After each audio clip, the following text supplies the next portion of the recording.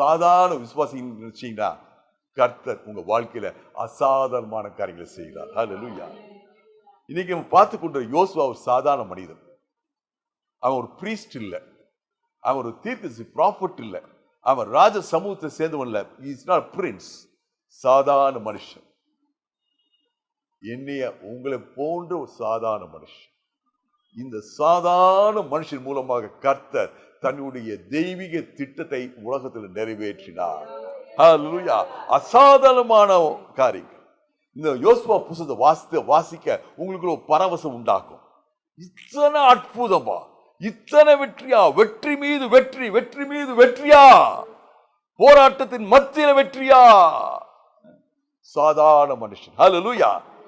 நீங்க காலை வேளை ஆண்டவர் யோசுவாவுக்கு சொன்ன ஒரே ஒரு வார்த்தை, என்னை விசுவாசி, என் வார்த்தையை விசுவாசி, எனக்கு கீழ்ப்படி. ஹல்லேலூயா. உன் வாழ்க்கை